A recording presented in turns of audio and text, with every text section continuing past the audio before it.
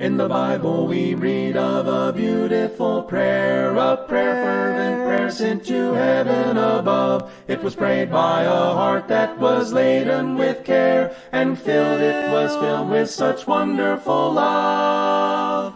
When he was praying, Jesus was praying there in Gethsemane. Said loving Father, if you will, let this cup pass from me. No, he was thinking, grief, death would bring to his own. Deep was his sorrow, when he was praying alone. You can catch the sad tone of his voice as he said, Thy will, blessed will, not my own, must be done. As a lamb to the slaughter he soon must be led, to die as the crucified one. When he was praying, Jesus was praying there in Gethsemane. Said loving Father, if you will, let this cup pass from me.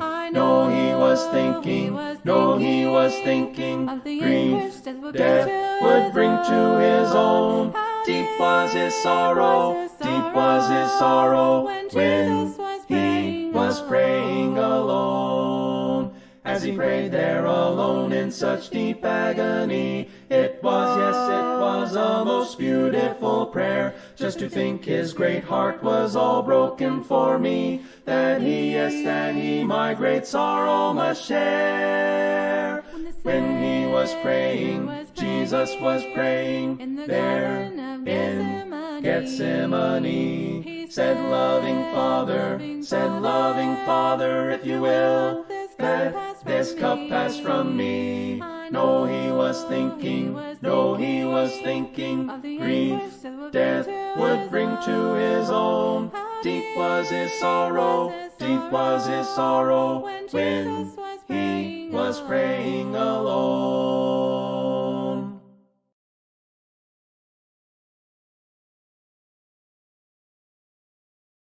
Crown him with many crowns, the Lamb upon his throne. Hark how the heavenly anthem drowns all music but its own. Awake, my soul, and sing of him who died for thee, and hail him as thy matchless King through all eternity. Crown him the Lord of life, who triumphed o'er the grave, who rose victorious in the strife for those he came to save. His glories now we sing, who died and rose on high, who died eternal life to bring, and lives that death may die.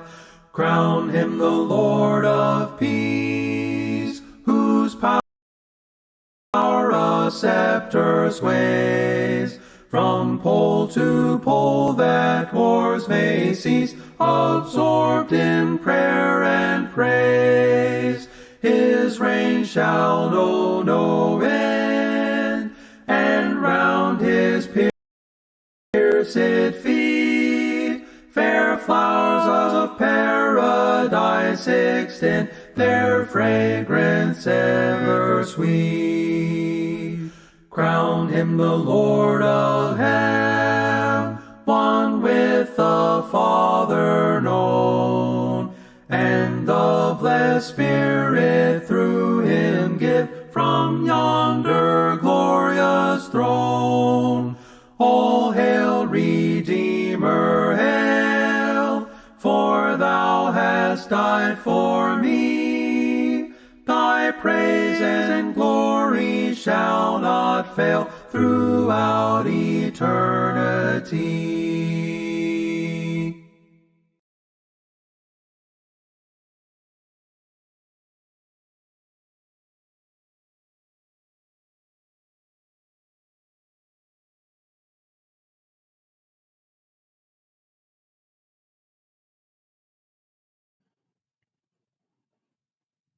Isang mapagpalang hapon po sa bawat isa sa atin. Hindi ko na po kayo maiisa-isa dahil po may kahabaan po ang ating pag-aaralan. Nagpapasalamat po ako sa bawat isa sa hapong ito na naglaan ng oras para patuloy na makapag-aral ng kanyang mga salita. Bago po tayo mag-umpisa sa ating Bible study, tayo po muna yumuko, pumikit at manalangin.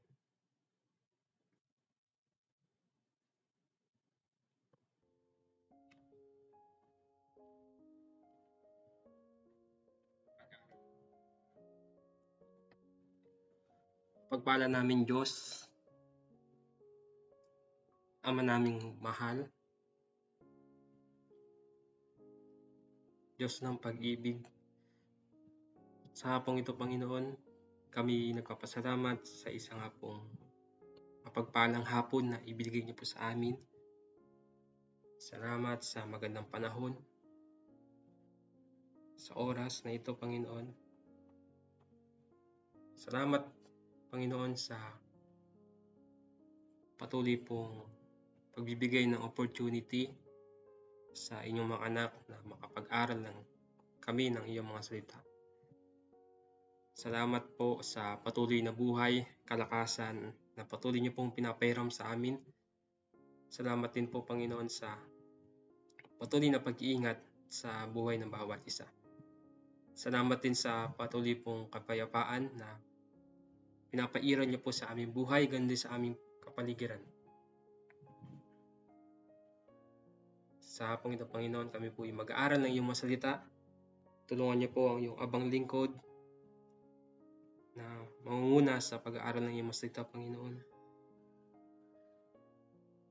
Patuloy niyo po akong bigyan ng sapat na karunungan at kalakasan, Panginoon. O Panginoon, ay kulang na kulang sa kaalaman, sa karunungan sa iyong mga salita, Panginoon. Gamitin niyo po akong instrumento, ang bawat isa, Panginoon, upang sama-sama naming maintindihan ang iyong hapong mga salita.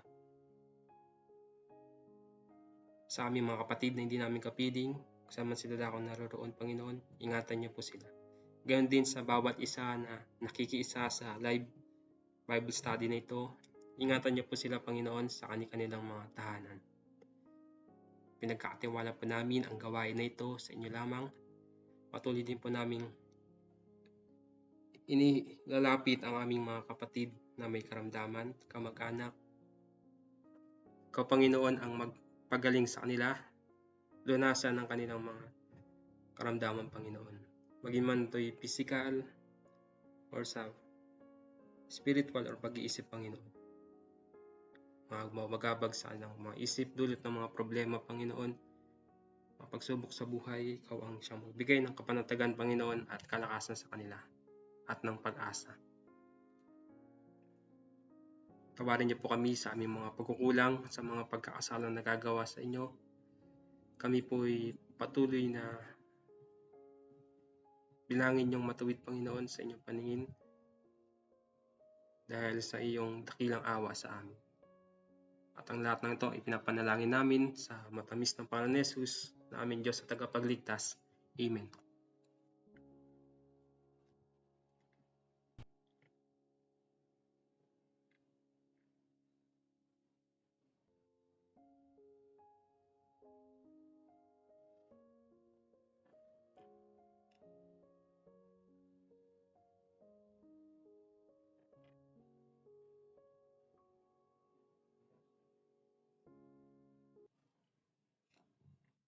Yun. Muli po, magandang hapon sa bawat isa. Ngayon po ay bago yung ating sistema sa ating Bible study everyday. Kung pakinggan niyo po si Kuya John kahapon, in-announce niya na magkakaroon ng everyday Bible study. Ngunit ang topic ay awit. Ako nga po sa hapong ito ay ang aking topic ay matatagpuan sa Awit chapter 4 hanggang chapter 8. sa bawat isa po na naririto. Nakikiusap po ako sa inyo na ako po'y tulungan ninyo sa pag-aaral ng awit na ito. Usually po kasi sa akin ay para po sa akin need ng 3 at 1 linggong pag-aaral para lubusang pag-aaralan ang isang aralin, lalo na po sa 5 chapters. Pero sa tulong ng Panginoon at sa tulong ng bawat isa, sama-sama po natin itong maintindihan at may isa sa buhay. Yun po. Kaya po, kung may karagdagan po kayo, huwag po kayo mahiyang i-comment sa ating comment section at ating pong babasahin. Kung may mga Bible po kayo, pwede niyo pong mabuklatin sa aklat ng awit.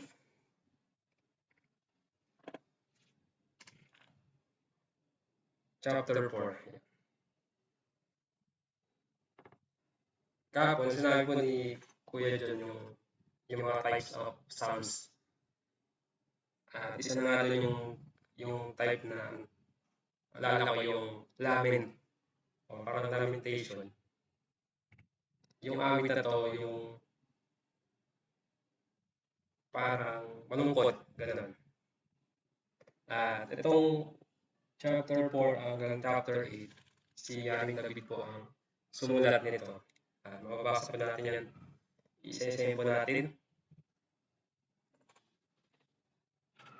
Sabi po sa awit chapter 4 verse 1, sagutin mo ako sa aking pagtawag, Panginoon Diyos na aking kalasag. Ikaw na humango sa dusat ko hirap, ngayon pakinggan mo sa aking mahabag. Bago po pala ang lahat, ang chapter 4 na to, sa awit na ito ay ibinuhos po ni Haring David ang kanyang inaing or reklamo sa mapanirang puri ng kanyang mga kaaway. At natagpuan niya ang kapayapaan at kanlungan sa Diyos.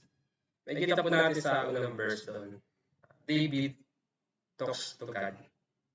Nakipag-usap ang Haring David sa Panginoon.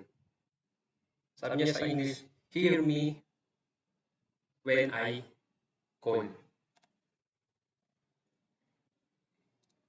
Dito, makikita natin na sa tono ng kanyang awit o pananalangin, dito, sabi natin na si David ay umiyak habang nananalangin.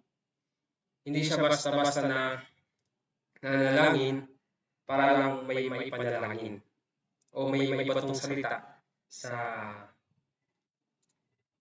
langit o basta lang may masabi. Kailangan niya yung attention ng Diyos sa pinagdadaanan niya ngayon. Yan. Sa madalit salita po, si Haring David o si David ay nag-pray ng sincere. Kagaya po ni Propeta Isaiah, mababasa po natin sa aklat ng Isaiah 64:7.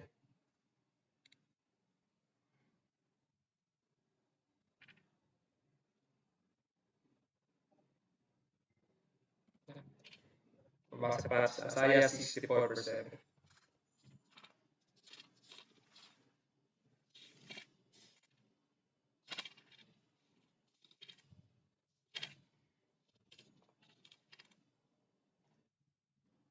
Walang kahit isang dumulog sa iyo upang dumalangin. Wala kahit isang lumapit sa iyo na tulong ay hingin. Kaya naman dahil sa aming salay, hindi mo kami pinansin. Makikita natin dito na nagsalita si Propeta Isaiah na may kalungkutan tungkol sa pagkukulang ng bayang Israel. Ito ay isang magandang halimbawa ni David na pinupukaw ang kanyang sarili na hawakan ng Diyos.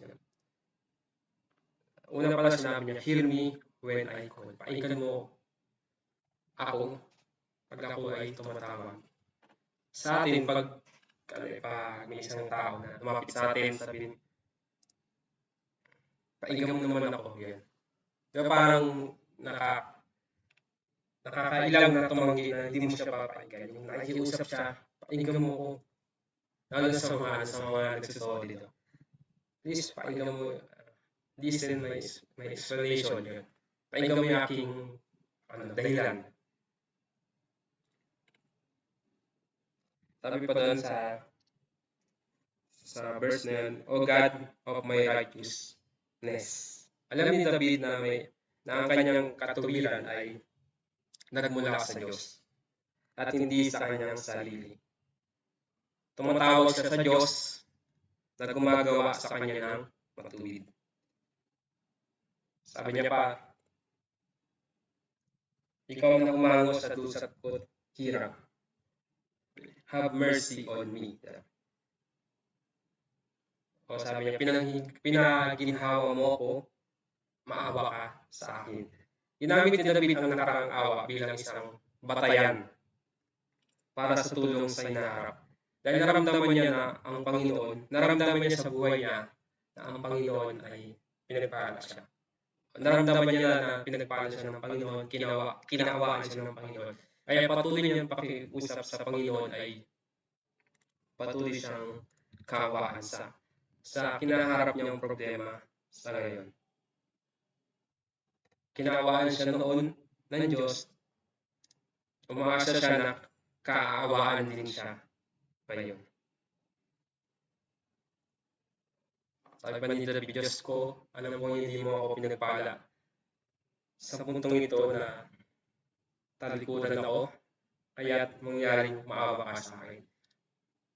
Dito po patuloy na sinasabi ni Haring David na sa Panginoon, pakiusap niya na sagutin siya kapag siya ay tumatawag dahil siya po ay may mga pinagdadaanan. Sa verse 2 naman sabi, hanggang kailan pa kaya lilibakin ninyong mga tao ang inyong alipin? Hanggang kailan pa nila iibigin ang walang halagang pagsisinungaling? Sa verse 3, dapat magpakapuro ninyo at malaman na mahal ni Yahweh akong kanyang hinirang, dinirinig niya ang pananawagan ko. Sa unang part po ng awit, sa chapter 4 verse 1, doon po kinakausap ng Haring David ang Panginoon. Dito naman po ay kinakausap ng David ang tao. Sabi niya doon, how long? O gaano katagal? Nagtanong po si Haring David ng valid question sa mga taong sa mga taong hindi natatakot sa Panginoon or ungodly. Nagtanong siya, gaano katagal ka mananatili sa ganyang buhay? Kasi hindi yun makikip forever. Kailangan nila yun i-abandon or i-abandon na at sila ay pagpapalain. Kung nakikita natin yung sarili natin sa isang kaganapan sa buhay natin, halimbawa, tayo ay patuloy na nakukulong sa isang kasalanan. Maaari natin tanungin yung ating sarili, hanggang kailan ako maglalaro sa kasalanan? Hanggang kailan ako kikipaglaro sa kasalanan? Kasi minsan naisip natin, di ba, na ang Diyos ay mapagpatawad. Patuloy tayong papatawarin. Pero yung tanong, hanggang kailan ka hihingi ng tawad sa Panginoon?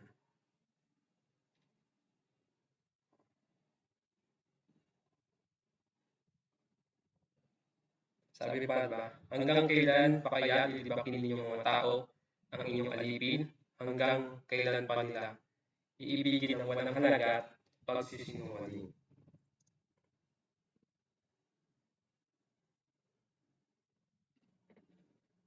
Dito pa makikita yung sa isang taong hindi makadiyos, yung patuloy na pag-ibig sa walang halaga at patuloy na pagsisinungaling. Sabi doon, dapat mapagkuro or mapagtanto ninyo at malaman na mahal ni Yahweh akong kanyang hinirang, dinigin niya sa panawagan. Dito po yung sinasabi ni Haring David na confidence siya na ang Panginoon ay nakikinig sa kanyang panalangin.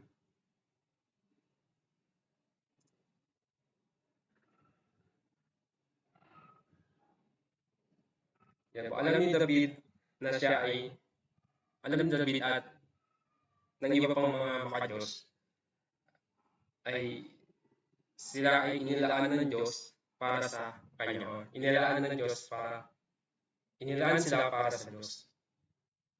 Maraming kadahilanan kung bakit pinaghihiwalay natin ang mga bagay or we set things apart.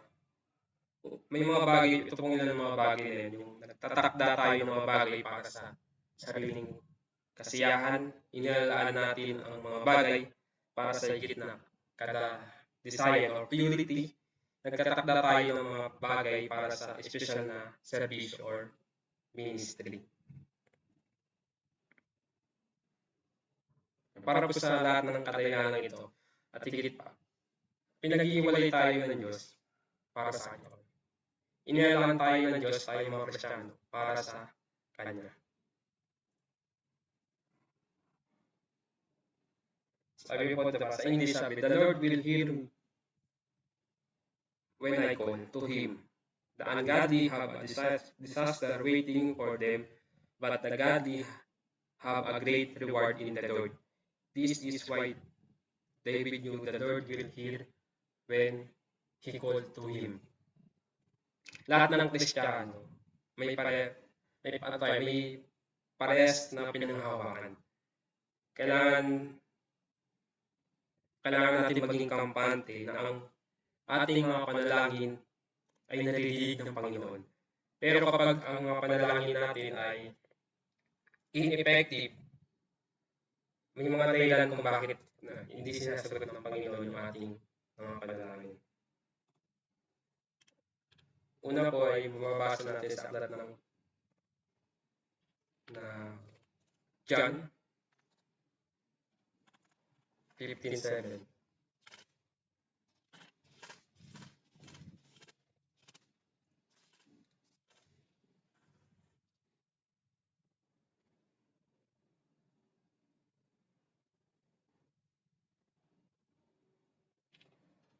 John 1, Kabanata 15, talata 7.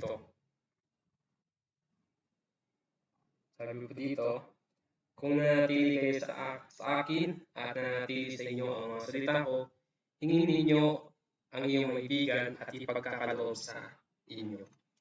Unang dahilan kaya minsan hindi pinapakinggan ng Panginoon ang ating mga panalangin is tayo po ay hindi na sa Kanya or hindi tayo nanatili sa Kanya or not abiding in Jesus. Sabi niyo ba, kung kayo nanatili sa akin, hingin ninyo ang anuman at ito ay pagkakaloob sa inyo. Isa pang bagay is yung unbelief. Yung hindi naniniwala. Maraming sa tao na di ba, pag humingi ka sa isang tao ng isang pabor, pero hindi ka naman naniniwala na sa kanya, maaari niya bang ipagkaloob sa iyo yung inihingi mo, wala ka naman tiwala sa kanya. Basahin pa natin sa aklat ng Mateo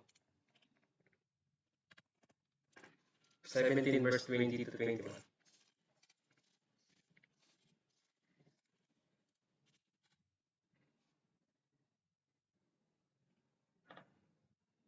Sumagot siya, dahil sa kalitan ng iyong pananalig, sinasabi ko sa inyo, kung maging sinlaki man lang ng butil ng mustasa ang iyong pananalig sa Diyos, masasabi ninyo sa bundok na ito, lumipat ka roon at lilipat ito.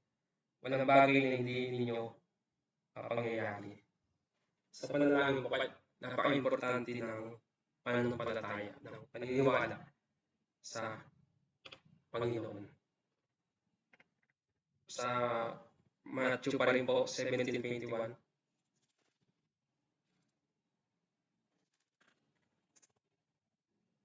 Ngunit ang ganitong uri ng demonyo ay hindi mapapalayas kundi sa pamamagitan ng panalangin at pag-aalino. Minsan yung failure sa past natin or yung mga pagkakamaling nagagawa natin sa buhay natin, minsan yung nagiging dahilan kaya hindi naririnig o hindi pinapakinggan ng Panginoon yung ating panalangin. Sabi nga, di ba, sa Isaiah, ang iyong kasalanan ang nagiging dahilan ng pagkubli ng Diyos ng kanyang mukha sa iyo. Yung kasalanan yung nagiging barrier. Dahil para hindi mapakinggan ng Panginoon ang ating mga panalangin. Dadako po tayo sa verse 4 ng Awit. Awit chapter 4 verse 4 to 5. Sabi dito, nagalit ka man, sala ay iwasan. Sa loob ng silid, ikaw ay magnilay. Ihandog kay Yahweh, yaong wastong alay. Ang pagtitiwala sa Kanya, ibigay. Pagaganda ng sinabi dito na, be angry and do not sin. Parang familiar, di ba? Yung verse na to. May kaparas po yan sa bagong tipan, mamaya po basahin po natin. Sabi doon, magalit ka at huwag kang magkasala. Sana po sa kasamaan sa paligid niya, si David ay may dahilan na magalit. O sa mga taong ungodly na nakapaligid sa kanya, may dahilan siya para magalit. Ngunit wala siyang dahilan na magkasala. Bago po pala, itong verse na to, ang kinakausap ni David ay yung sarili niya. Nagme-meditate siya sa kanyang puso na patuloy na sabi, be still or magpapasensya. Ipinapaalala niya sa kanyang sarili na huwag magkasala sa kanyang galit. At upang makahanap ng kaaliwan sa pagmumuni-muni niya sa harap ng Panginoon. Ito po yung panalangin niya ito, yung awit niya na ito, nung panahon na nagmumuni-muni siya. Sinasabi niya sa sarili niya na kailangan kong iwasan magkasala sa aking galit. Ayun nga po sa Efeso 4:25.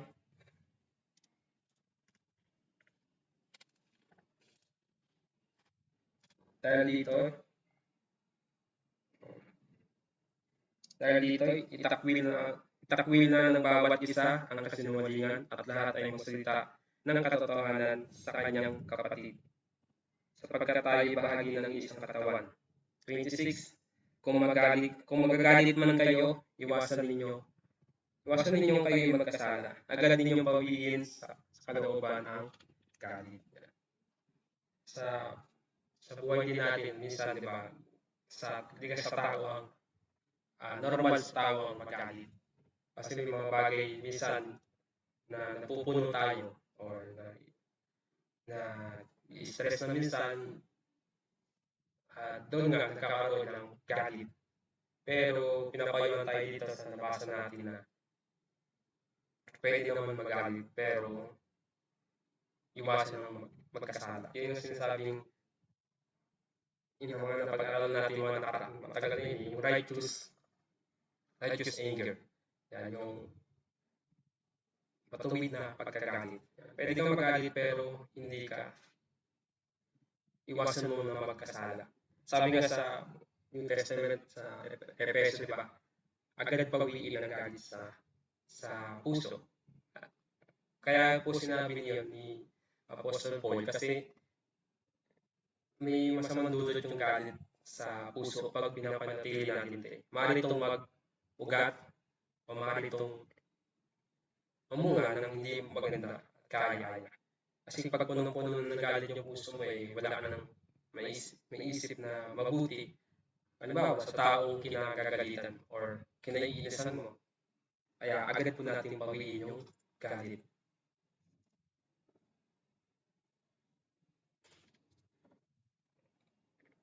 Sabi sa verse 5, ihandog kay Yahweh ang wastong alay, ang pagtitiwala sa kanya ay ibigay. Yan. Yung dito, pinapakita yung sa Old Testament, yung wastong paghandog. Maraming mga way, maraming mga pwedeng ihandog sa Panginoon. Ang sasabi diyan, wastong paghandog. Sa buhay natin ngayon, ang ihandog natin yung ating sarili, sabi handog nyo ang sariling bilang haing buhay, yung matuwid sa harapan ng Panginoon. Kaya yun, at yung pagtitiwala sa Kanya ay ibigay. Yung patuloy na pagtitiwala sa Panginoon sa lahat-lahat, maging sa mga plano, sa mga oras sa buhay natin, tayo ay patuloy na nagtitiwala sa Panginoon.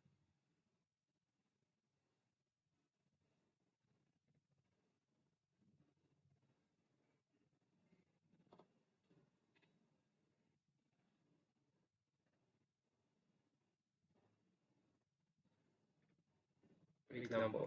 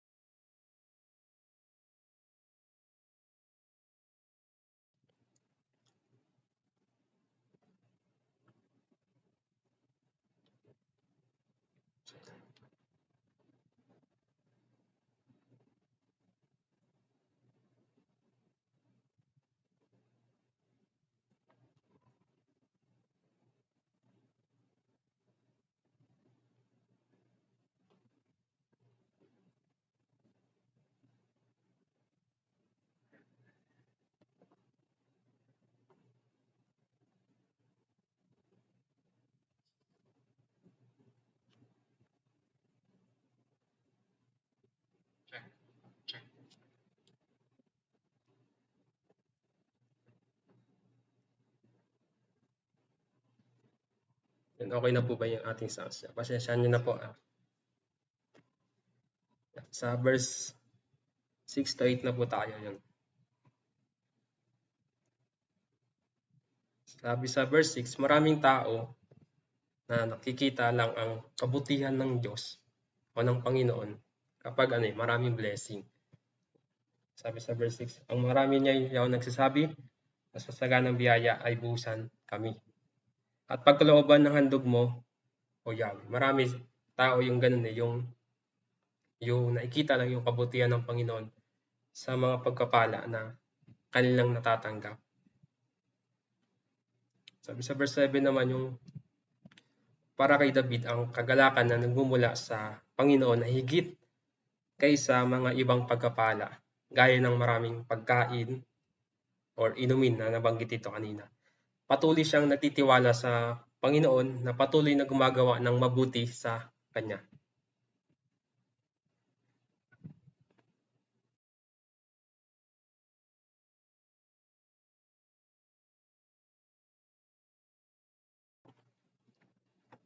Bilang chapter 6 verse 24.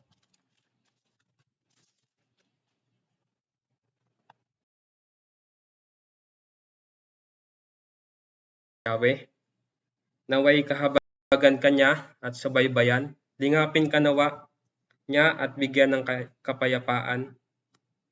Ganito nila babanggitin ang pangalan ko sa pagbebendisyon sa mga Israelita at pagkapalain ko ang mga ito. Marami ito yung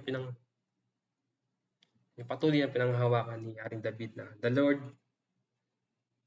bless you and keep you.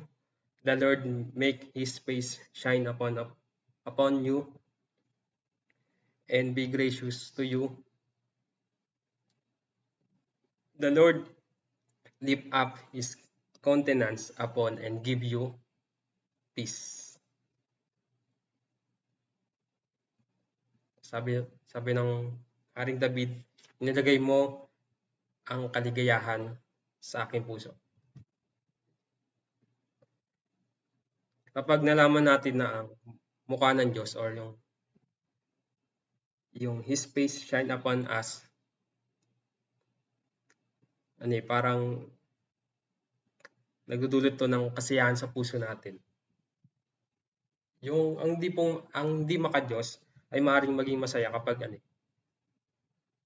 kapag maraming pera at lahat ay masagana. Maaaring magdulot yun ng happiness sa kanya. Pero si David ay naging maligaya kahit na sa mga oras ng pagkabalisa, sapagkat inilagay ng Panginoon ang kagalakan sa kanyang puso. Sabi po sa Nehemias, sabi pa natin Nehemias 8 verse 10.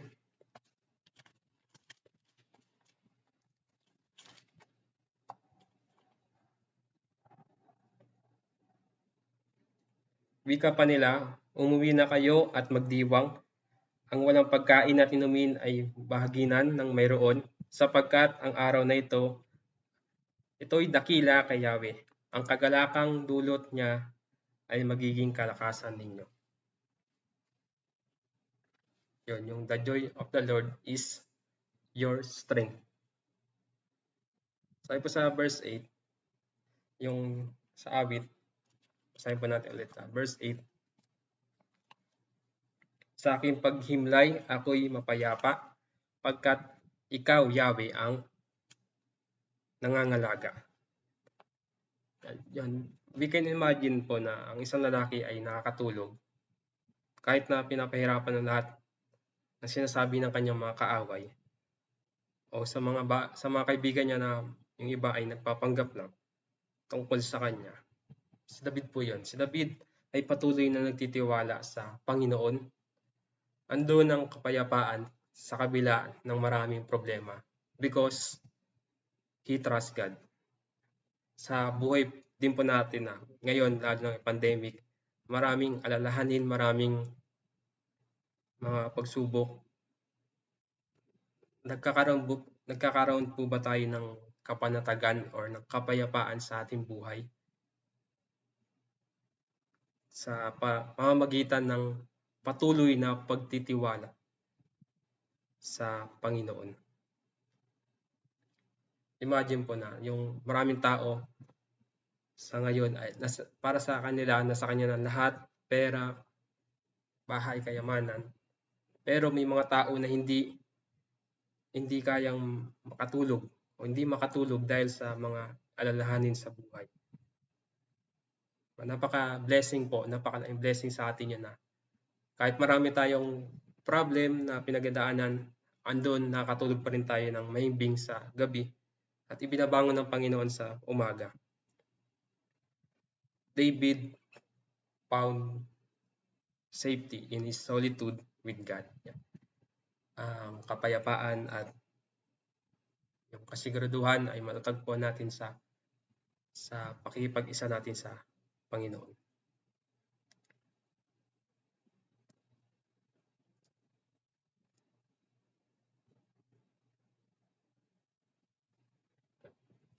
Dadako na po tayo sa chapter 5. Kung may dagdag po kayo sa chapter 4, pwede nyo pong i-comment sa ating comment section.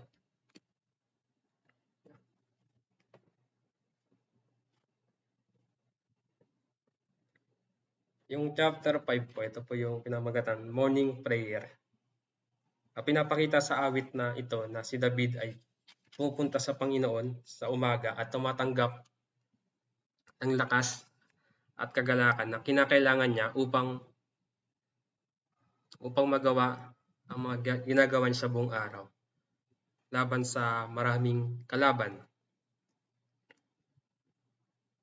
Sabi sa verse 1 to 3, ako'y dinggin, Yahweh, aking Panginoon, sana'y pakinggan mo ang aking panaghoy, Diyos ko at Hari, lingapin mo ngayon. Itong tumatawag at nagpapatulong sa iyo. O Yahweh, ako'y dadalangin, sa dabit umaga, ang tinig ko'y dinggin. Ang katugunan mo sa aking pagdaing, pagsikat ng araw, aking hihintayin. Dito po na nakikiusap si David sa Panginoon na patuloy siya na nakikiusap sa Panginoon na pakinggan siya sa kanyang mga daing. Dito makikita pa rin natin yung sincere prayer ni David na patuloy na nakikiusap sa Panginoon. Sabi pa dito, sabi sa English doon for to you I will pray. O para sa iyo magdarasal ako. Si David ay nanalangin sa Diyos. Yung panalangin po niya na ito ay isang magandang aspeto ng panalangin. Bakit po? Kasi kadalasan nanalangin tayo ng puno ng kahilingan at ang damdamin natin ay hindi natin namamalayan na hindi na pala nakatuon sa Diyos at hindi na natin nadarama ang kanyang presensya. O puro tayong hiling sa panalangin. Si David ay great man of prayer sapagkat ang kanyang oras ng pagdarasal ay nakatuon sa Diyos. Sabi niya doon, for to you, Lord, I will pray. Para sa Panginoon, sabi niya, para sa iyo Panginoon, ako'y nanalangin. Ang panalangin sa kanya ay para sa Panginoon. Karamihan sa pagdarasal or sa panalangin, mapapubliko or pribado, ay hindi para sa Diyos. Upang isang panalangin ay talagang maging sa Diyos, dapat mayroon isang tiyak at may malay na paglapit sa Diyos. Kapag nananalangin tayo, kailangan natin magkaroon ng isang tiyak at malinaw na pag-unawa na ang presensya ng Diyos ay nasa atin at nakikinig siya sa ating mga panalangin. Yun, yung panalangin ay is a way of communication sa Panginoon. Hindi lang po ito yung panalangin ay patuloy na paghingi sa Panginoon. Ang panalangin, nanalangin si Haring David dahil para sa Panginoon. Yung sabi dito sa nabasa natin sa awit, chapter 5, ang Haring David ay nananalangin tuwing umaga. Ito yung yung pinakamagandang oras sa pananalangin yung umaga o tuwing umaga. Ano po, unom po tubig.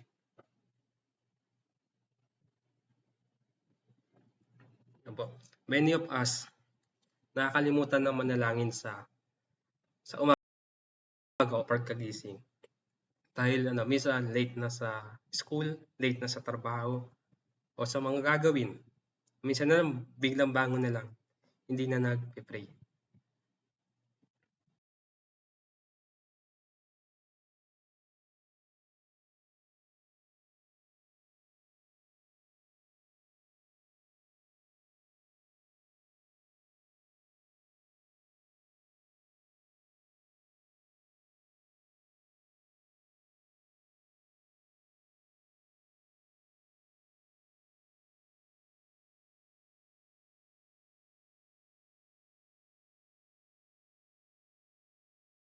Panginoon. Diba napakasarap mag-pray sa Panginoon kapag napakatahimik ng paligid. Yung ikaw at ang Panginoon ang nag-uusap.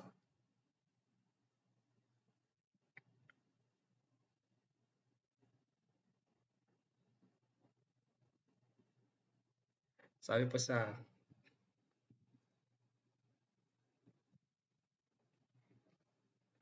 verse 4 na po tayo. Verse 4 hanggang 8, sabi po dito, ang gawang masamay, di mo kalulugdan, ang gawaing hidway, di mo papayagan. Yan. Dito naman po sa panalangin na to, yung pinagkaiba ng matuwid at mabuti. Sabi dito, ang gawang masama, hindi mo kalulugdan. Ang gawaing hidway, hindi mo papayagan. Obviously naman po na ang Panginoon ay lagi nasa mabuti at ayaw na ayaw niya sa masama. Sa verse 5, ang mga palalot sa masamang asal, iyong itatakwil at kasusuklaman. Verse 6, parurusahan mo yaong sinungaling, pati mararahas at mga taksil.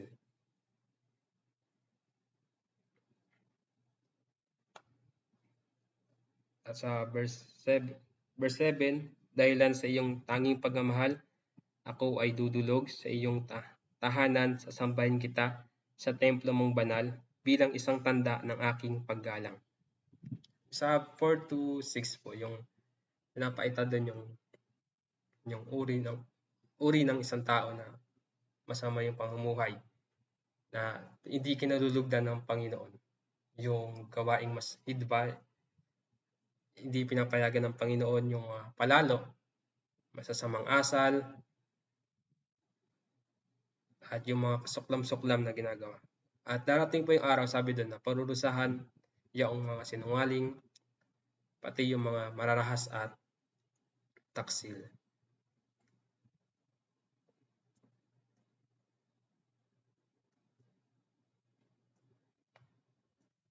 Sa verse 8 naman po, naglipa na man din ang aking kaaway o dakilang Yahweh, ako'y pangunahan.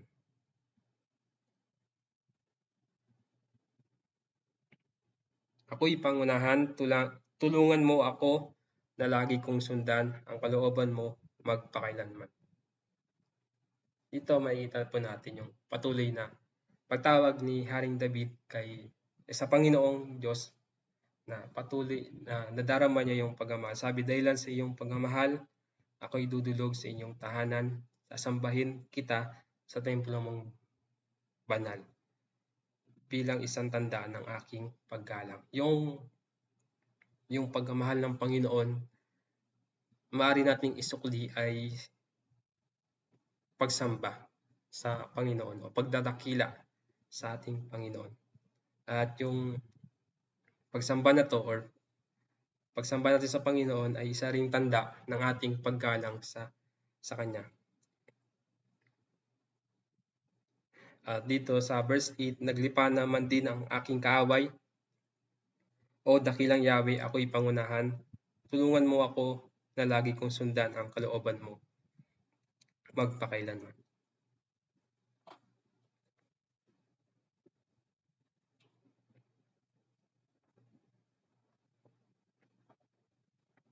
Sa buhay ni David, marami siyang kaaway sa sa paligid. Pero andun yung pagtitiwala ni David na siya ay tutulungan ng Panginoon at patuloy niya na ipinapanalangin na ang kalooban ng Panginoon ang masunod magpakailanman. Sa verse 9 sabi, walang katapatan silang magsalita at ang hangad nila'y pawang paninira. Bukas na libingan ang kahalimbawa ni yung bibig nilang sanay na mandaya. Parusahan sila at iyong sumpain at ang balak nila'y ay iyong biguin. Sa iyong harapan sila ay takwil pagkat naghihimagsik at naging suwail. Ito po yung the description or the description and destiny of wicked, yung masasamang tao, yung kanilang pamabalak ay hindi na ipapatupad ng Panginoon. At yung pinapakita dito yung isa pang halimbawa ng masamang tao, yung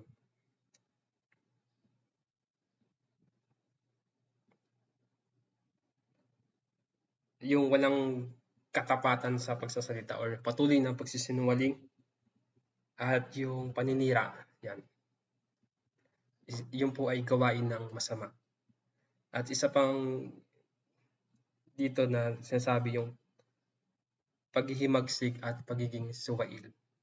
Isa rin di kinalulugdan ng Panginoon. At yung parusa ay tiyak na darating sa kanila.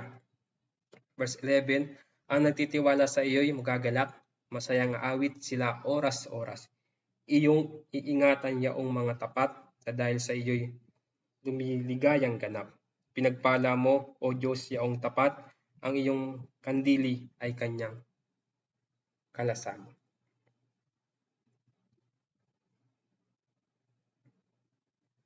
Yun po, nananalangin si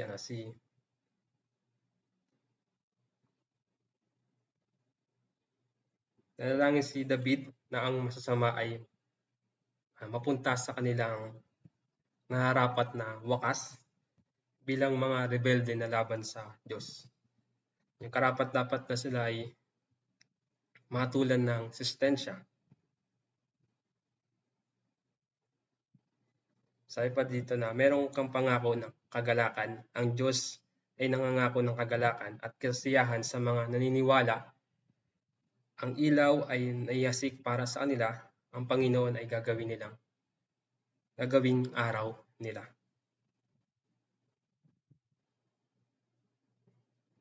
Sabi, ikaw, O Panginoon, ay pagpalain ang matuwid na may pag-ibig. Palibutan mo siya. Ito ang pinakadakilang pagpapala sa lahat.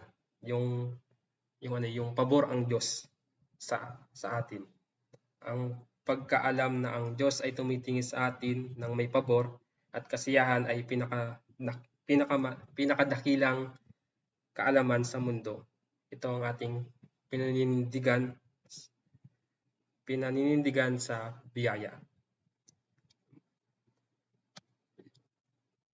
Yung sa verse 11, yung sa message ko po nung Friday, may nabanggit po ako doon na yung everybody happy over there. Maaari po natin sabihin na yung ang nagtitiwala sa iyo, magagalak, masayang aawit sila oras-oras. Kasi pagdating po sa langit, sabi doon, patuloy na magpupuri sa samba sa ating Panginoon.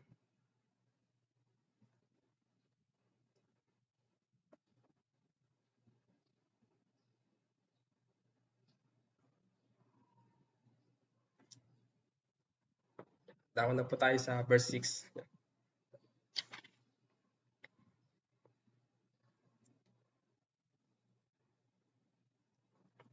Sa verse 6 po, ito yung the confident answer to agonized plea.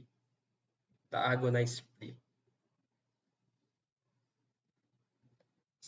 Sabi doon, Panginoon, huwag mo akong kamuhian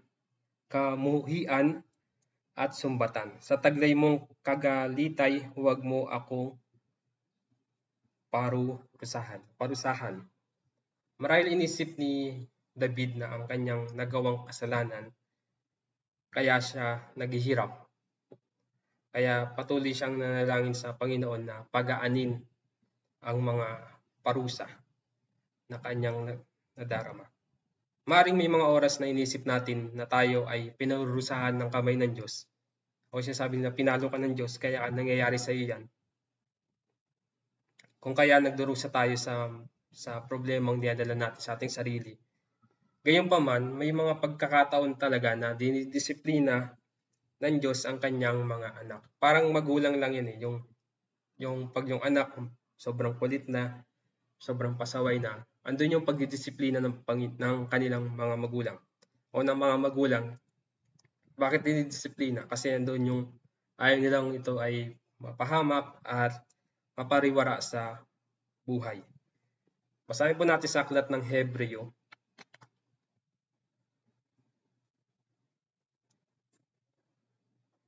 Hebreo 12:7.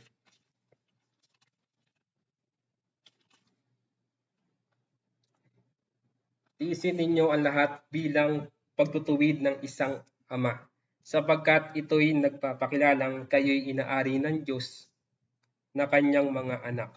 Sinong anak ang hindi itinutuwid ng kanyang ama? Yung po, minsan sa buhay natin, marami tayong pagsubok, problema sa buhay.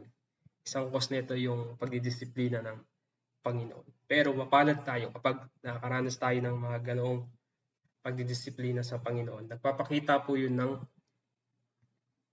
pagmamahal ng Panginoon na ayaw niya tayong mapahamak o mawala sa kanyang landas. Take note po dito sa awit ni David, hindi niya po sinabi sa Panginoon or hindi niya pinag-pray sa Panginoon yung alisin yung parusa. Kasi maaari tayong patawarin ng Diyos, pero andoon pa rin yung consequences ng ating mga pagkakamali, consequences ng ating mga pagkakasala. Ang panalangin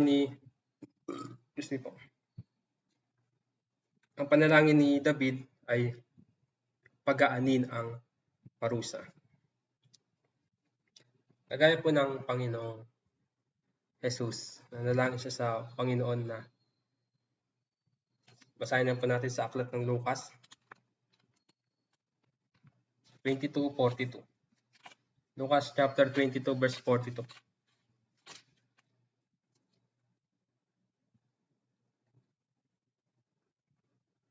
Ama,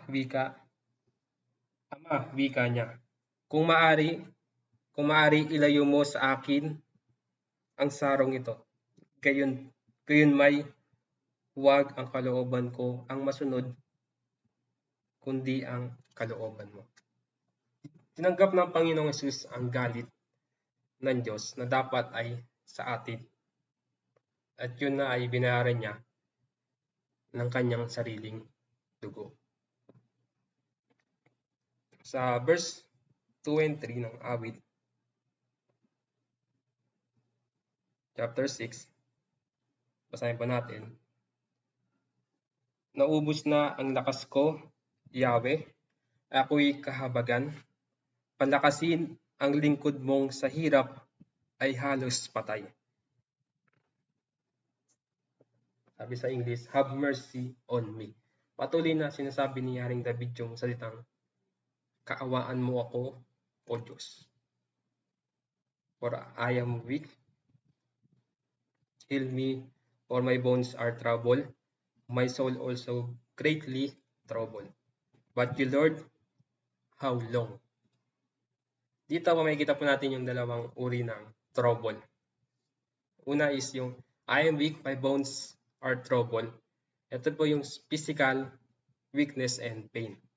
Andito nararamdaman natin minsan yung pagkakasakit, panghihina ng katawan. Isa pang trouble is ito yung mahirap, yung my soul also is greatly troubled, sabi ni David. David knew the trials of spiritual weakness and pain. Yung panghihina ng spiritual na buhay natin ay yun yung mahirap kasi damay pati yung ating physical na katawan. Kaya maaari nating yun po yung the difficulties of these trials drove David to seek for mercy of God. Yung kanyang panghihina ng katawan, ng kanyang mga buto, at ng kanyang spiritual ay patuloy niyang inilapit sa Panginoon. Yung sabi niya, have mercy on me. Kaya't maaari nating ipanalangin na ang mga pagpaparusa ng ating mabait na Diyos, kung hindi man ito tuloy ang maalis, ay maaring pinatamis ng kamalayan na ito ay hindi sa galit, ngunit sa kanyang pagmamahal, sa pangakong may pag-ibig. O yung isipin natin na pag may mga pagkakasakit, mga problema na dumarating sa buhay natin, huwag po natin isipin na ang Diyos ay nagagalit sa atin. Isipin natin na ito po ay pagtutuwid na may pagmamahal. At meron tong pangako. Pag pinagtiisan natin yung mga yan.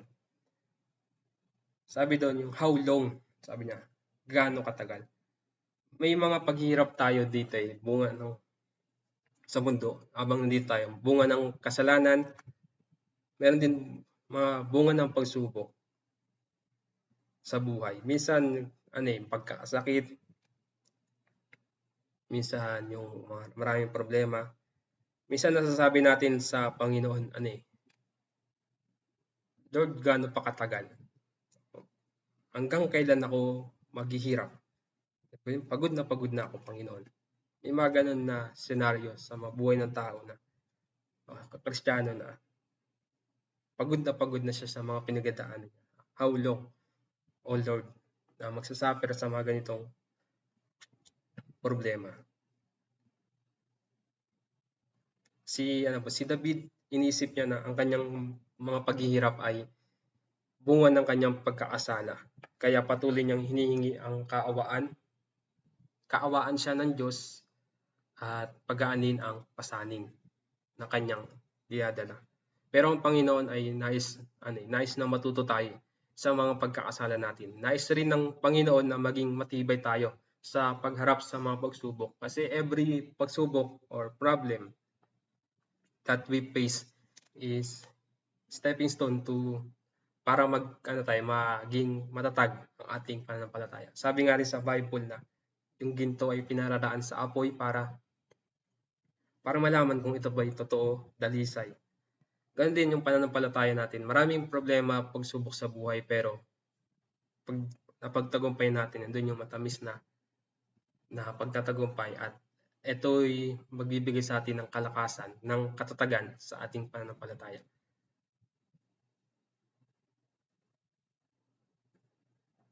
Yan po, nais ng Panginoon na maging matibay tayo, kaya gawin natin ito, motivation.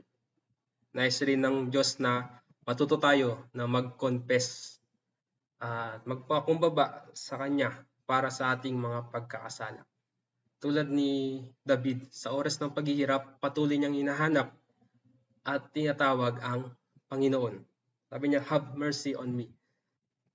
Patuloy siyang nakikusap sa Panginoon na siya ay kaawaan at tulungan. Kaya't maaari nating ipanalangin na ang mga pagkaparusa ng mabait na Diyos, kung di man ito tuluyang maalis, ay maaaring maging aral sa atin. At ito'y isipin natin na pagmamahal ng Panginoon. Verse 4 and 5 po ng awit 6. O Yahweh ko, lumapit ka't ako'y ay iligtas. Yamang ako ay mahal mo, wag bayaang mapahamak. Sa daigdig niyong patay, nalilimot ka ng lahat, at wala ng pagpupuri na doon ay magaganap.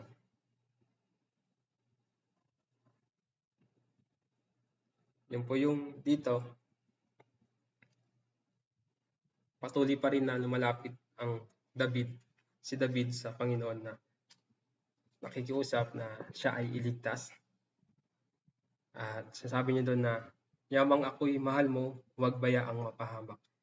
Na, ina-assume niya na ang Panginoon ay patuloy na nagmamahal sa kanya. Kaya andun yung pagtitiwala niya na hindi siya pababayaan ng Panginoon. Sa verse 5 sabi, sa daigdig ninyong patay, malilimot ka ng lahat at wala nang pagpupuri na dooy magaganap. Sa ibang salin o sa ibang salita, yung daigdig ng mga patay is pwede natin sabihin na Sheol or Hades. Doon yung may paghihirap at wala na talagang pagpupuri or andun yung mga tao na sa daigdig ng mga patay, andun yung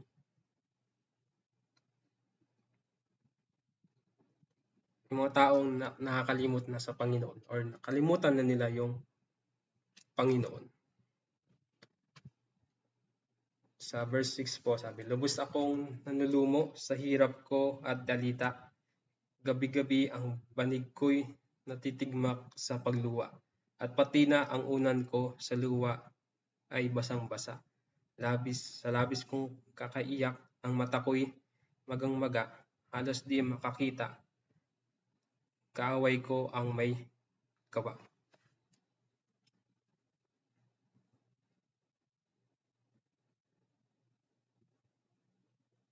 Dito po yung sa 6 to 7, makikita po natin dito na si Haring David ay at this point ay depressed and discouraged. Kasi sabi niyo doon na sobrang sa gabi-gabi siya ay umiiyak. Sabi niya pa doon na yung unan ay basang-basa sa lupa, sa labis na kaiiyak. O yung mata niya ay magang-maga dahil nga sa kaiiyak.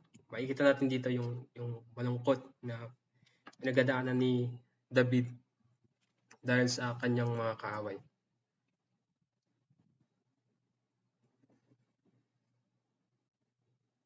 Sabi naman po sa verse 8 to 10, layas kayo, sasama, layo kayo, ako'y iwan. Yamang itong panaghuy ko ay dininig ng may kapal. Narinig na ang hibig ko, ang dalangin ng natulungan. Tinugon na niya ako sa lahat kong panawagan. Kaaway ko'y magdaranas ng pait ng kabiguan. Sa kanilang pagkalito'y tatakas ng madalian. Inom lang po ang tubig.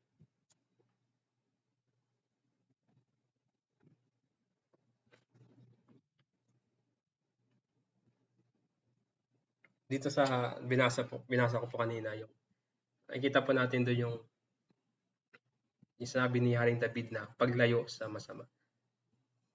Sabi niya, layuan niyo ako, malayas kayo masasama, layo kayo, ako'y iwan niya.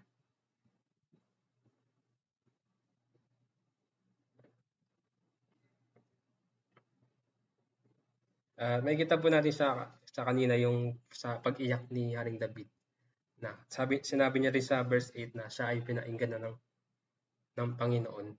Minsan yung pagluwa sa Panginoon ay understood na para painggan tayo. Yung yung sincere na pag-iyak. Kasi diba may mga artista nga diba kayang umiyak ng arte lang. Pero yung iyak talaga na panlumo sa Panginoon na nakikiusap na tulungan sa mga problema ay papainggan ng Panginoon.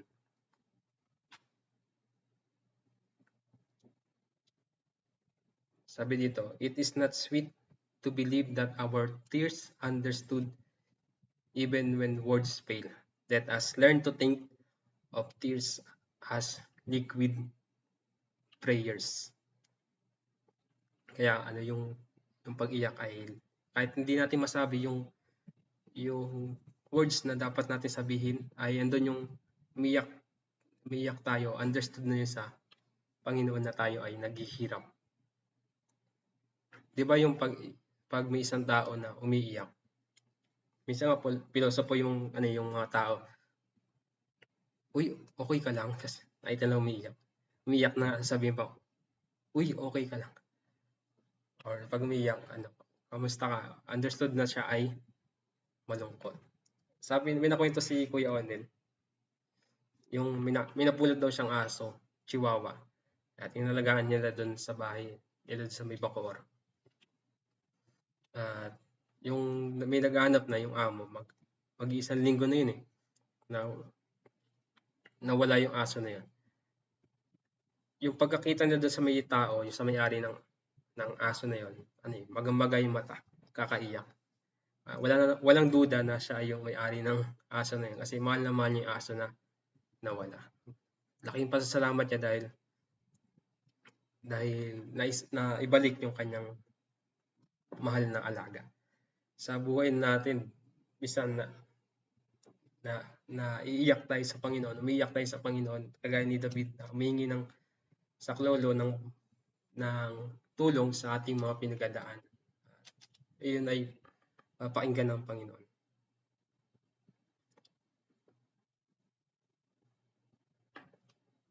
At sa verse 8 to 10 sabi doon, hayaan ang lahat ng aking kaaway na mapahiya at magulo ng husto. Alam ni David na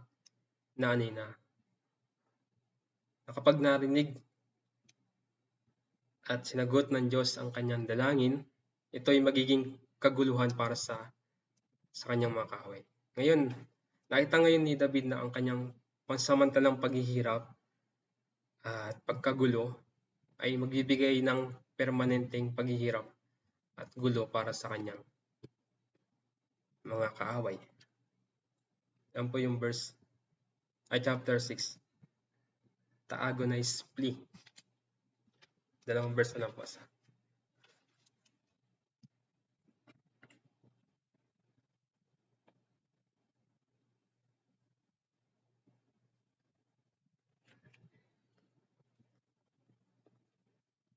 So, Psalms chapter 7 po ba?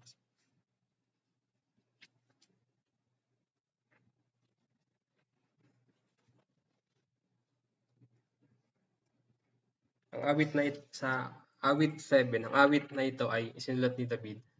Nagdarasal siya sa Panginoon, sa Panginoon ang matuwid na hukom ng San Sinoklog upang hatulan ang kanyang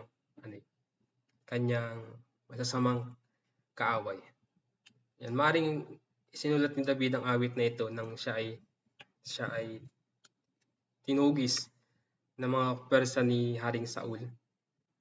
So, basa po yun sa 1 Samuel 24 verse 1 and 2. Ang mga temang ipinahayag ni David sa 1 Samuel ay 1 Samuel Kabanata 24 ay katulad ng matatagpuan dito sa awit 7. Ang mga paratang na tinugon niya ay maaring nagmula kay Cush na binabanggit sa salmo o sa awit na ito. Basahin po natin sa verse 1. O Yahweh ko, o aking Diyos, sa iyo nasumpungan yaong aking minimiti at hangad na kaligtasan. Iligtas mo sana ako sa pag-uusig ng kaaway. Tinutugis nila ako, hindi sila naglulubay. Kapag ako'y ay inabot, sila ay leon ang katulad. Tatangayin nila ako sa malayo itatakas. At kung ito ay maaring mangyari, pihong walang maliligtas, dudurugin nila akong luluraying walang habag.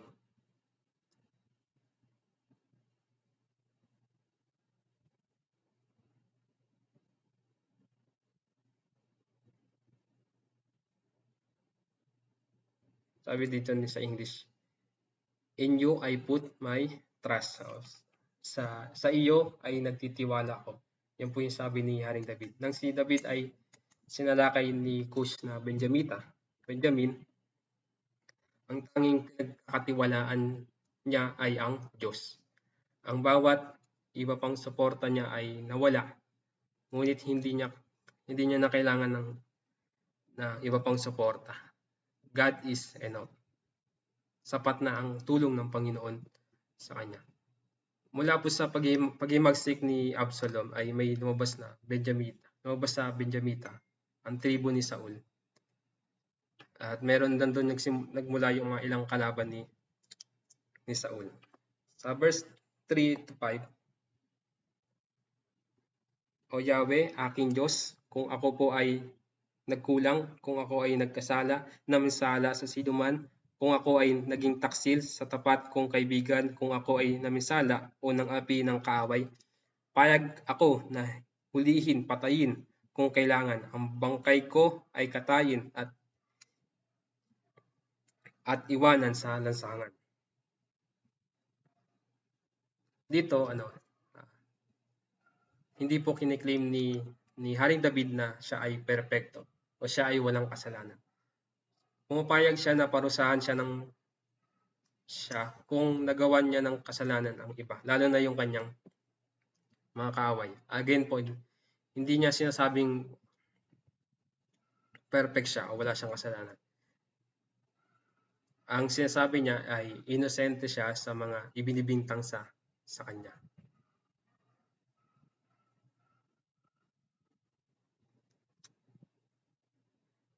Sabi po basahin na po natin sa 6 verse 7, ay 6 hanggang 7. Verse 6 to 7. O Yahweh ko, bumangon ka, puksain mo ang kaaway. Ako yung ipagtanggol sa malulupit nilang kamay. Kumising ka't sagsagipin mo ako ngayon ay tulungan. Yamang ito ang hangad mo, maaghari ang katarungan. Tipunin mo sa iyong piling ang lahat ng mga bansa, at mula sa kalangitan sa kanila'y mamahala. Pagkat ikaw lamang, Yahweh, ang hukom ng taong madla, pumahatol sa panig ko. Yamang ako hindi masama. At dito po yung sinasabi ni Haring David na, O Yahweh ko, bumangon ka sa iyong God. Darating parang itong poetic na darating na ang Panginoon ay mag-aalab ang kanyang galit sa mga tao na hindi patuloy na papasakop sa kanya.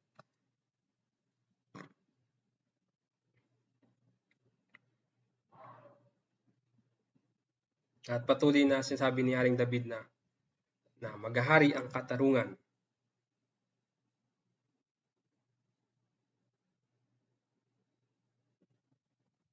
At doon din po sa verse 8, sinabi din doon yung si Yahweh ang tanging hukom lamang.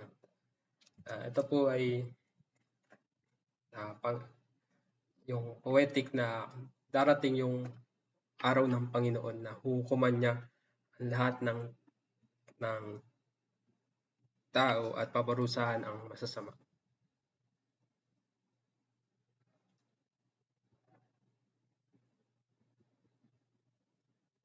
At dito po mababasa din natin yung sabi ni David na matapat niyang inaanyayahan ang paghatol at pagwawasto ng Diyos.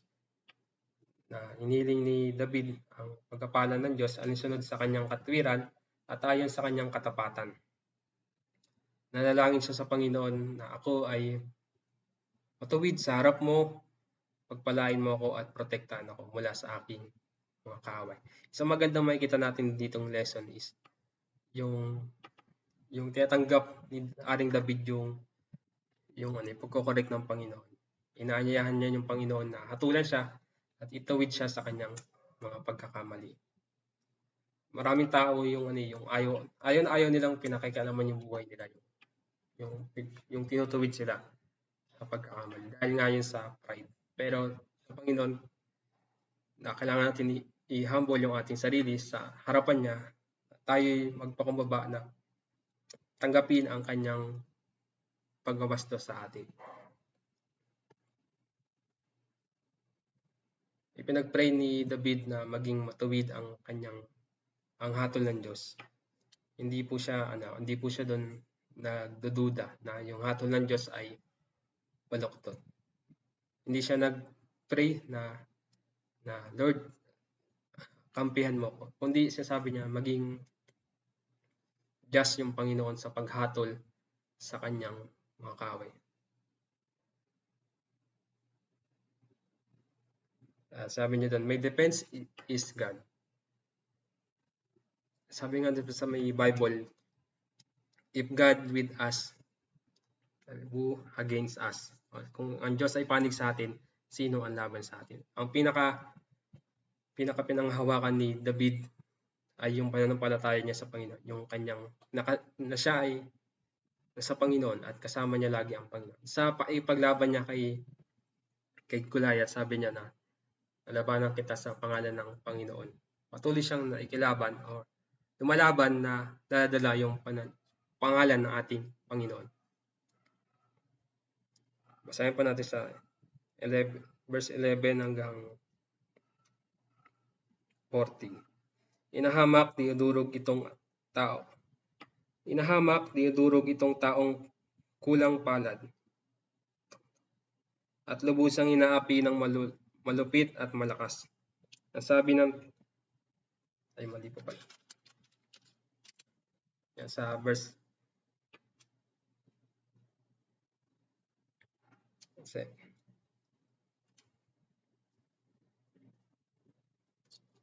to 13 po ng Awit chapter 7. Ikaw ang Diyos na matuwid, isang hukom na matapat, laging handang magparusa sa sinumang gaway linsad. Kung ang tao'y di magsisisi, di titigil magkasala, na handang lagi ang Diyos na gumamit ng espada. Pati na ang kanyang panay laging handa sa tuwina. Verse 13, handang lahat ang pampatay na sandatang iba't iba. May palasong nagniningas na handa ring iasinta. Sinasabi lang po dito na ang Panginoon ang matuwid na hukom at handa magparusa sino mang gumagawa ng masama. At andun na nakahanda na yung mga parusa sa mga taong patuloy na gumagawa ng hindi maganda. Verse 14, pagmasdan mo ang masama sa kanilang hidwang isip, panlilinlang ng kapwa ang hangad sa bawat saglit, humuhukay ng malalim na sa iba'y inilingid sa patibong niyang yaon ay siya rin ang nabulid. 16, siya na rin ang may likha sa parusang dinaranas sa sariling karanasan, siya ay ngayon naghihirap. Pupurihin kita, Yahweh, aawitang buong galak. Puspus ka ng katarungan at dakila ka sa lahat.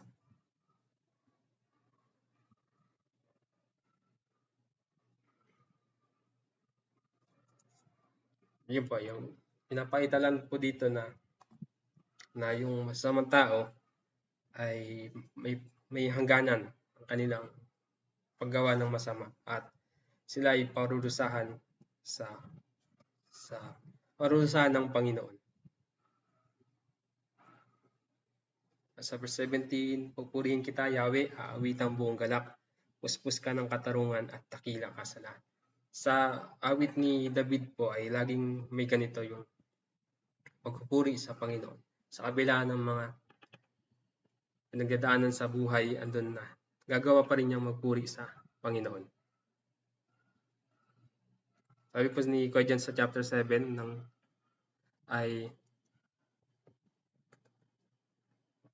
sabi po dito, chapter 7 ng Psalms ay ang kauna-unahang Eprecatory Psalms na ang awit na ito ay humihingi ng paghatol ng Diyos sa mga kaaway ni Haring David. Salamat po.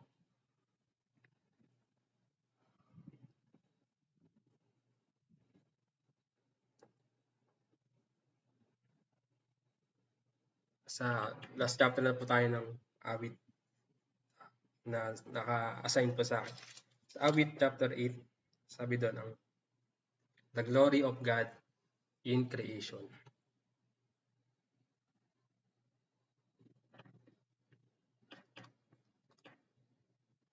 Sa awit na ito ay sumasalamin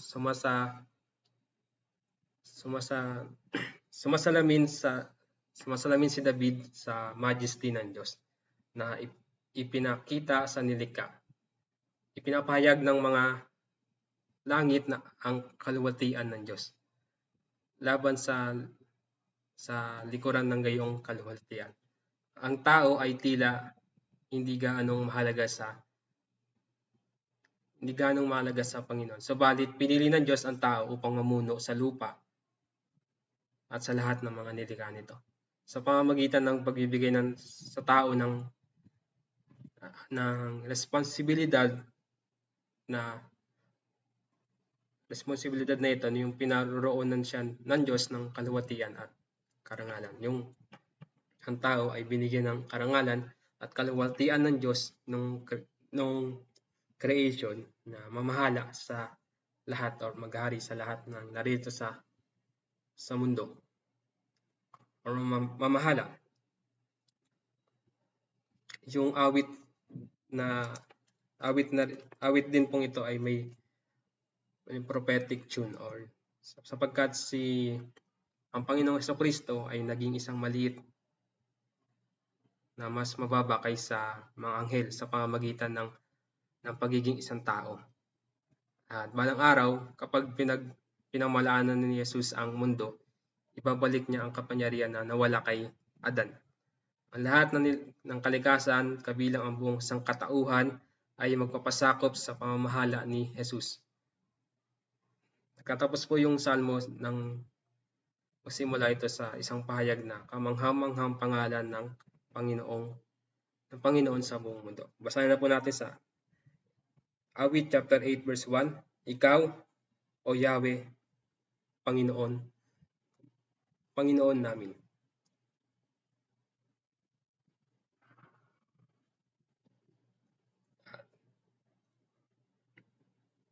Ikaw, O Yahweh, Panginoon namin, laganap sa lupa ang iyong lulingning.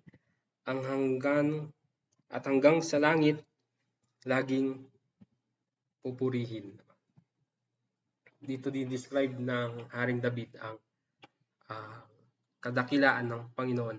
Laganap sa buong mundo at hanggang langit ay pinupuri ang pangalan ng ating Panginoon.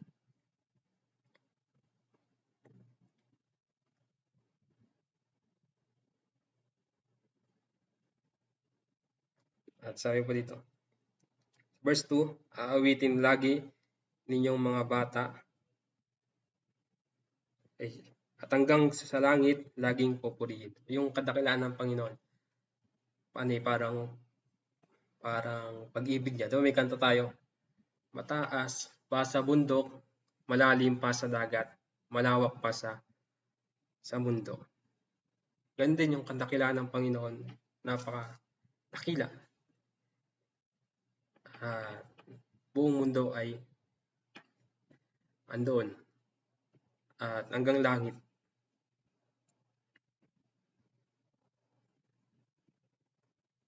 Sa verse 2, aawitan lagi niyong mga bata na wala pang malay at sariling diwa, matibay na muog, ikaw ay naghanda laban sa kaaway, kalabang masama. Basahin po natin sa aklat ng Unang Korinto.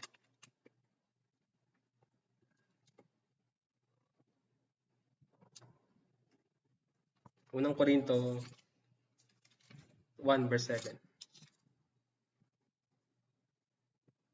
Ano pat hindi kayo nagkulang? Ay 1:27 po pala.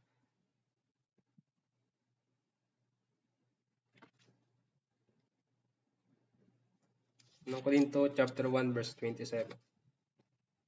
Subalit pinili ng Diyos ang sa palagay ng sanlibutan ay kahangalan upang hiyain ang marurunong at ang mahihina sa turing ng sanlibutan upang hiyain ang malalakas. Dito po nasabi, aawitan sa langit, aawit lagi niyong mga bata na wala pang malay at sariling diwa. Matibay na muog, ikaw ay naganda laban sa kaway, kalabang masama. Pinapakita ng Diyos na ang pag-aalaga niya sa mga tao sa pamamagitan ng maraming paraan. Nilikha niya ang ating unang mga magulang. Pagkatapos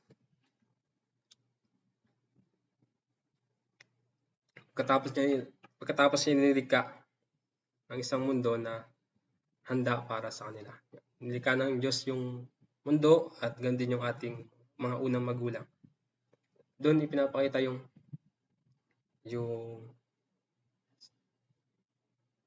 pag-aalaga ng Panginoon sa tao. Verse 3, ang likha mong langit, kung aking pagmasdan, pati mga tala, bituin at buwan. Ano nga ang tao upang iyong alalahanin? Ay ano nga siya na sukat mong kalingain? Yung araw, buwan at mga bituin ay nagbibigay ng ilaw para sa atin. Ang mga halaman ay pagkukunan ng pagkain. Ang klima po ay perpekto para mapanatili ang buhay. At sina Adan at Eva ay naging masaya, or sabi natin nag-enjoy sa kanilang buhay na magkasama sa isang paraiso.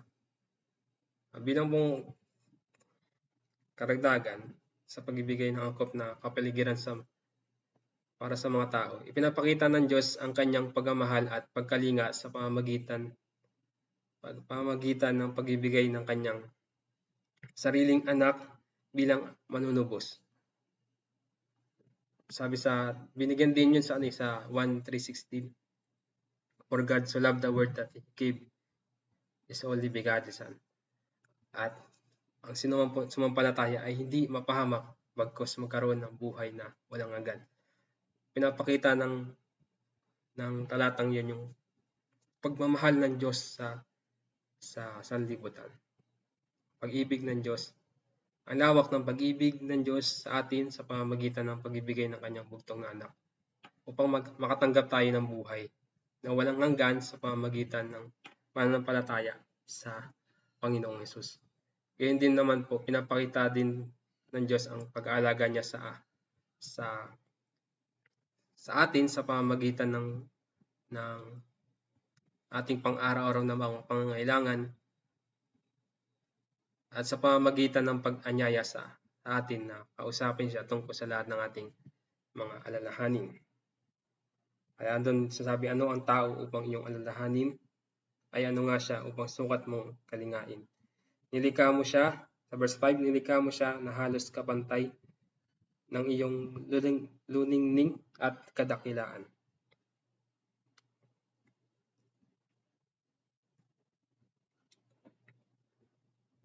Verse 6, pinamahala mo sa buong daigdig sa lahat ng bagay, malaki, maliit, mga baka, tupa, hayop, na mababangis, ang lahat ng ibong na sa himpapawid, at maging sa isda, sa lalim ng tubig, sa buong daigdig, ikaw, Yahweh namin, ang banal mong ngalan ay dadakilain.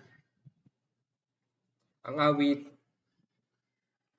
8 po ay magkatulad sa Genesis 2 verse 8 to 15, kung saan ang Diyos ay naglaad ng sagana para sa sangkatauhan at binigyan sila ng kapangyarihan sa lahat ng buhay, lahat ng may buhay dito lahat ng nilalang dito sa mundo. At nagsasaad din po sa Hebreo, yung Hebreo 2 verse 5.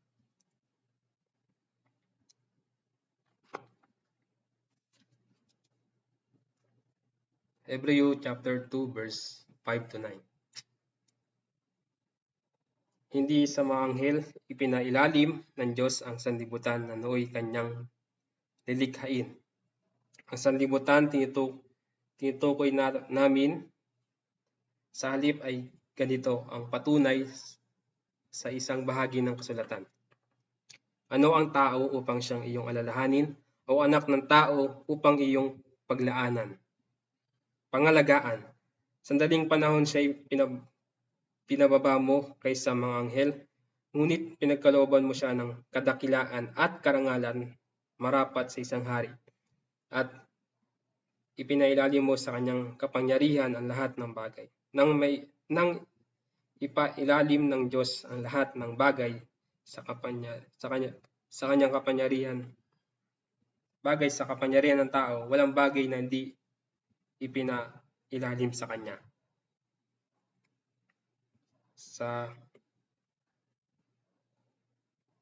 Subalit, alam nating si Jesus, bagamat sandaling panahon pinababa kaysa mga anghel, ay binigyan ng karangalan at kadakilahan dahil sa kanyang pagkamatay. Dahil sa pag-ibig ng Diyos, niloob niya na si Jesus ay mamatay para sa ating lahat. Yan po yung sabi ko kanina, yung poetic Psalms. Ito po yung sa awit, diba? Nabasa dito na ano ang tao upang siyang alalahanin. Ang Panginoon Jesus ay naging tao, o naging nagkatawang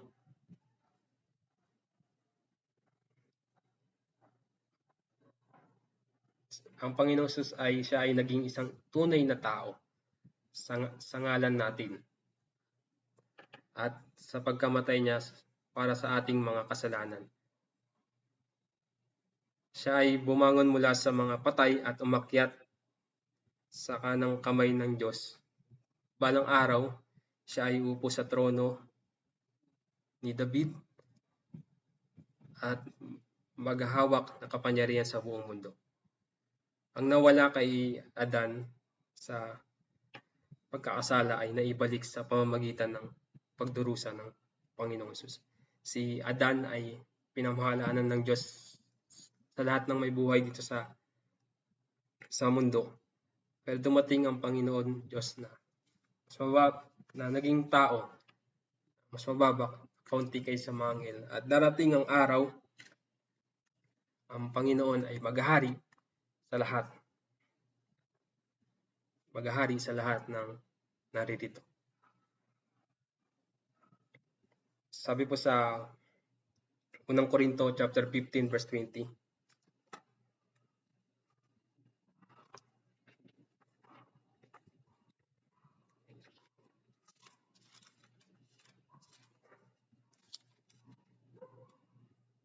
Ngunit ang totoo, si Kristo ay muling na binuhay bilang katibayan na muling bubuhayin ang mga patay. 21. Kung paanong dumating ang kamatayan sa pamamagitan ng isang tao, gayon din naman dumating din ang muling pagkabuhay sa pamamagitan ng isang tao. Sapagkat kung paanong namatay ang lahat dahil sa kanilang kaugnayan kay Adan, gayon din naman nabubuhay ang lahat dahil sa kanilang kaugnayan kay Kristo. Ngunit ang bawat isa'y sa kanya-kanyang takdang panahon, si Kristo ang pinakauna sa lahat.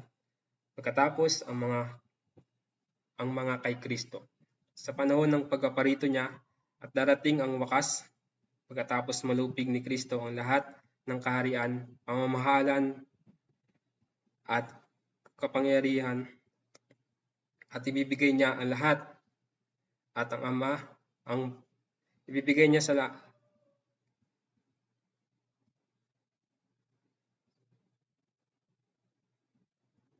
verse 25, sapagkat si Kristo dapat maghari hanggang sa malupig niya at lubusang mapasuko ang kanyang mga kaaway. Ang kahuli-hulihang kaaway na kanyang pasusukuin ay ang kamatayan. Ganito ang sinasabi ng kasulatan: ang lahat ng bagay ay lubusang pinasuko sa kanya ng Diyos. Ngunit sa salitang lahat ng bagay, maliwanag, hindi kasama rito ang Diyos, na siyang naglagay ng lahat ng bagay sa ilalim ng kapangyarihan ni Kristo. As verse 28, at kapag ang lahat ay nasa ilalim na ng kapangyarihan ni Kristo, ang anak naman ang pailalim sa kapangyarihan ng Diyos, na naglagay ng lahat ng bagay sa ilalim ng kapangyarihan niya. Gayon, lubusang maghahari ang Diyos sa kalahat-lahatan. Sasabi po dito na sa nabasa sa awit. Ano yung tao upang siyang alalahanin, o ang anak ng tao upang iyong ano ang tao upang iyong alalahanin, ay ano nga siya na sukat mong alalahanin. Kalingain, nilikha mo siya na halos kapantay ng iyong lulingling at kadakila. Dumating sa tao ang kamatayan sa pamamagitan ni Adan, at dumating ang Panginoon at nagkaroon ng muling pagkabuhay. Ayun yung magandang balita sa bawat isa sa atin.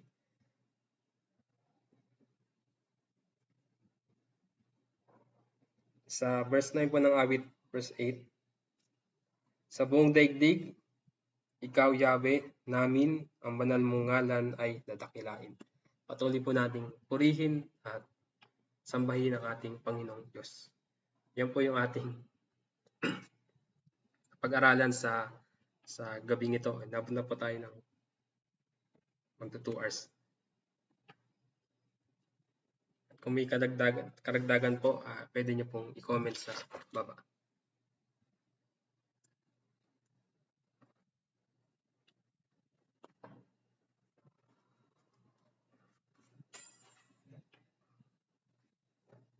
Sabi po ni Ko John, yung chapter 4, 5 and 6 ay example ng lamin Psalms. Chapter 7 ay imprecatory Psalms, at ang chapter ay example ng nature Psalms. Yan, salamat po sa na-share po. Kung may karagdagan pa po kayo, pwede nyo po i-comment. Yun po yung ating napag-aralan.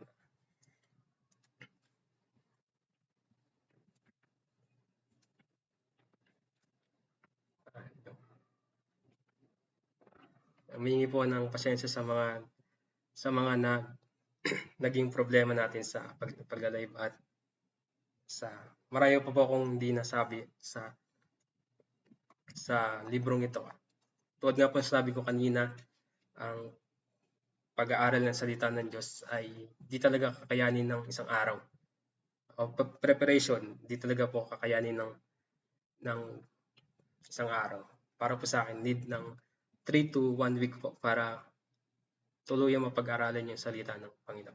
Pero ganun pa rin po, salamat sa bawat isa na matyagang nakinig, at salamat sa Panginoon na patuloy na nagbibigay ng karunungan sa bawat isa sa atin. Nawa po yung ating napag-aralan ay may sa buhay po natin. Bago po tayo mag-prayer, tayo po muna ay karinig ng isang awitin, papuri sa Panginoon. Thank you po sa bawat isa. The splendor of a king, clothed in majesty. Let all the earth rejoice, all the earth rejoice. He wraps himself in light, and darkness tries to hide. It trembles at his voice, trembles at his voice. How great is our God! Sing with me, how great is our God! And all will see how great is our God.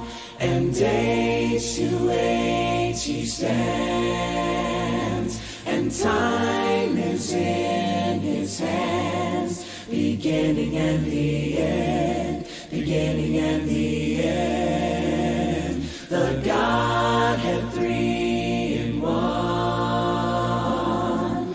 Father, Spirit, Son, the Lion and the Lamb, the Lion and the Lamb. How great is our God! Sing with me, how great is our God! And all will see how great is our God! How great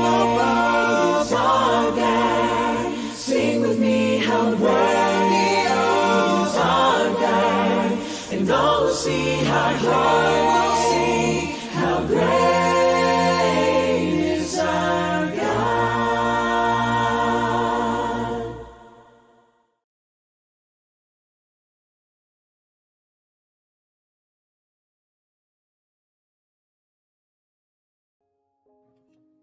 Tayo po'y manalangin. Kapagpala namin Diyos, Ama naming mapagmahal, kapasalamat po kami sa natapos po naming gawain na ikaw ang siyang nagbigay ng karunungan sa bawat isa sa amin na sama-samang mapag-aralan ng iyong mga salita. Na pag-aralan po namin ang buhay ni Haring David sa pamamagitan ng kanyang awit, na siya ay dumanas ng mga difficulties, troubles sa kanyang buhay. Dumating sa punto na siya ay na-depress, Panginoon, pero natagpuan niya ang kapayapaan, ang kalinga sa iyo, Panginoon. Ganon din kami, Panginoon, sa mga pagsubok, mga hamon sa buhay ay patuloy kaming tatawag, lalapit sa inyo, Panginoon. Ika'y aming hahanapin tuwi na. Patuloy na pupurihin sa pang-araw-araw, Panginoon. Nalalaman niyo po ang mga pinagdadaanan ng iyong mga anak. Mabibigat man, Panginoon, or mabibigat na mga pinagdadaanan, Panginoon, tulungan niyo po sila, Panginoon. Kaawaan niyo po kami, Panginoon, sa mga pagsubok. Patuloy na bigyan kami ng kalakasan. Kami patuloy natitiwala sa inyo, Panginoon. Patuloy din po namin ipinapanalangin ulit ang kapatid namin na may karamdaman, si Baby Roma, Panginoon, na may sakit ngayon. Pagkalin niyo po ang batang ito, Panginoon, at panumbalikin niyo po ang kanyang dating sigla at kalakasan. Ganun din ang bawat isa na may karamdaman. Tawarin niyo po kami, Panginoon, sa mga pagkukulang, pagkakasalang nagagawa namin. Sa iyo po lagi ang mataas na papuri. At ang lahat ng ito ay pinapanalangin namin sa dakilang pangalan ni Jesus na aming Diyos at tagapagligtas. Amen.